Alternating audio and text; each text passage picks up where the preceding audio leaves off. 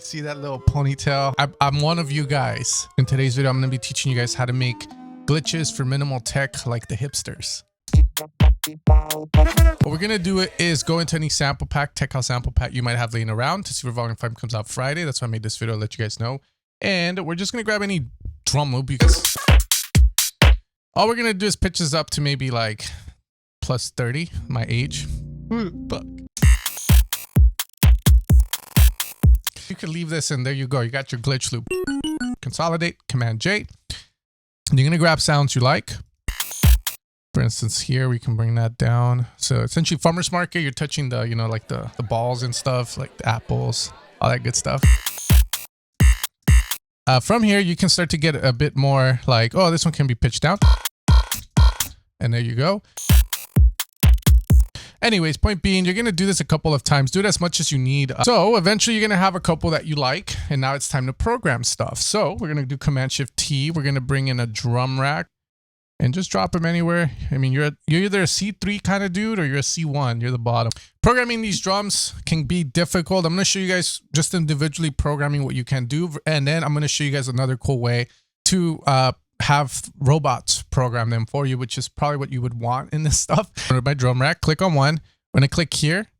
We're going to move to gate and then copy value to siblings. So that way all of them are in gate mode. That's just going to make it so that I control the length. You can see if I leave it in trigger mode, if it even hits this little bit, it's going to play the whole thing. From here, you can be lazy and just do the 16ths, which is totally fair if you want to do that. And just do this.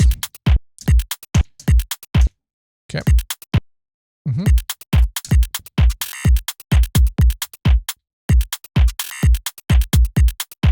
Now, some of you guys are ready to leave a hateful comment saying this is stupid and I suck and whatnot, but chill out. Let me get to the good part. All right. So the next thing we're going to do is start to implement a bit of movement to this because obviously it sounds a little boring. So ways to implement movement. Of course, the first one we can do is called the auto filter in Ableton.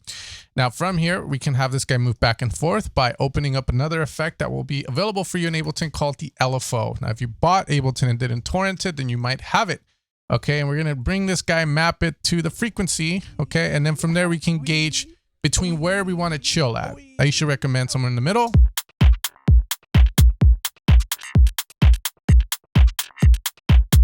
And you can play around with it. Now from here, I learned this from the dubstep world. We can now put like a band pass or a notch, whichever you want. And then even more movement, we can apply another LFO. Now these two LFOs are going to be my bread and butter for what we're about to do because now I can start to route this to maybe our morph, which is going to morph between different filters. And if you know them, it's the band pass, the notch, a low pass, and a high pass. And if you don't know them, it's totally fine. Just know it's like you're going to get this kind of movement. Like so. And then from there, we can control that modulation, aka movement, with our knobs here. We can change to like random, bin. Okay, so from there now, I can also saturate to bring this to life. I can introduce more movement now with this. We need a bass.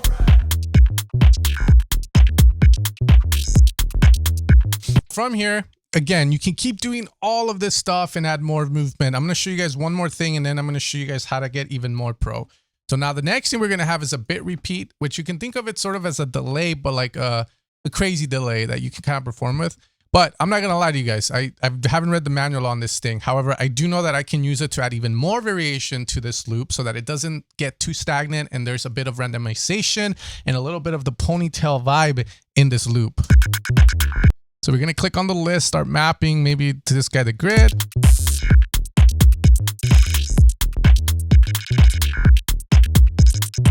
You know, just have fun. I mean, you might have a happy accident.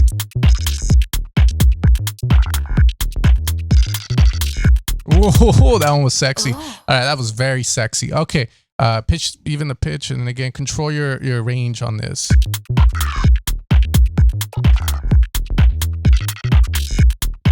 Now, if you are the type that's like, okay, fucking cool, I'm done. Well, you can do a lot more because now we can get more into the micro level of our glitches here. So if you want, you can also do dub delays on certain sounds. For instance, here I can do a dub delay on this guy.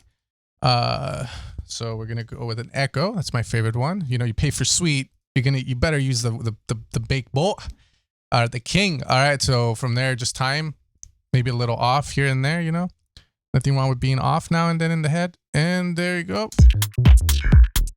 And notice that when this one hits, oh, take that shit off. Not the same, baby. Now, and then you can go crazy, bro. Like, ay, Jose.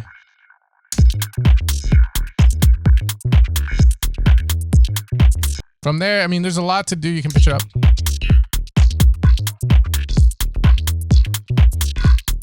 Okay, cool. Let's assume this is something cool that you really like. What I recommend you guys do from here is you freeze this and you flatten it. And now you're going to have this. Now, why do you want to do this? Well, if you've ever written or released a song, you know that this can get boring hella quick. Okay, hella quick. And I'm here to help you guys out because my goal is for you guys to make music and support my work to make more music. You know, that's how I eat. So if you make more music, then damn.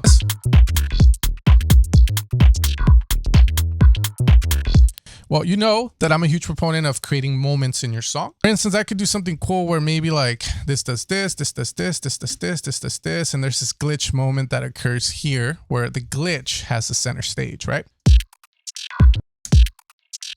That already sounds cool, but that's not what I want to do. Okay, we're gonna go here and maybe like grab that. Okay, yeah, sure, we can put this here, and then let's duplicate that.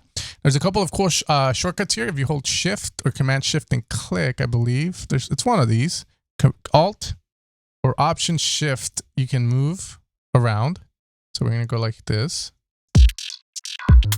Oh, papa. And then from there, hold Shift. You can time stretch this fool, even on warp, and then go crazy. Oh. Okay. This is actually none of my business. Do you feel it? I do. I feel the beat. I feel the music. I feel the house. Oh, fuck. Yeah, and then you could even like just put that over here and continue the party, you know? I feel the beat. I feel the music. I feel the house. Well, I think you guys know where we're going with this, okay? So this is a cool way to kind of generate fills. And again, you guys saw me. If I can do it, you can too. So now let's assume that you can't do this or you just want to generate stuff because that's the way you like to work. You essentially need robot slave labor in order to create your little drum loop. So what I recommend you guys do is you're going to do this.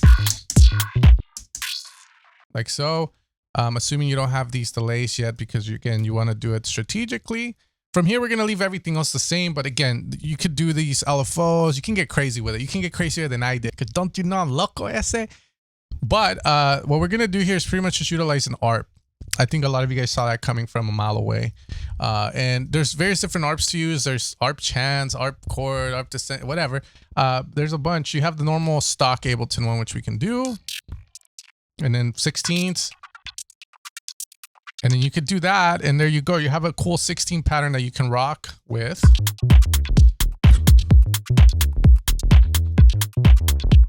And then you have different like options here.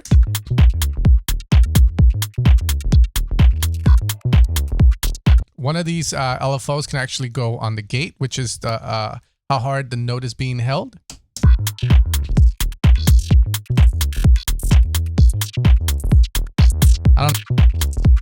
And again, like you can.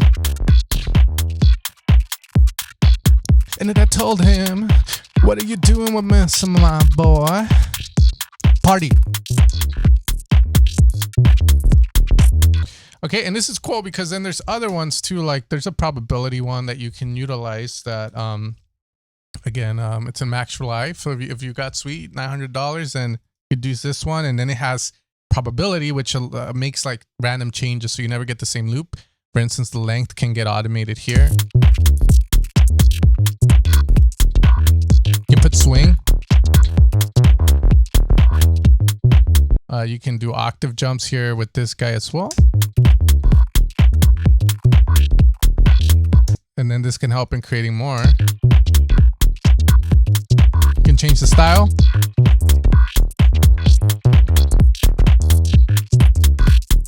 Now with this, I do recommend that you resample at a certain point just so that you're never like, it's too random. You do want a bit of consistency, but the idea of this is just, again, to create cool stuff. So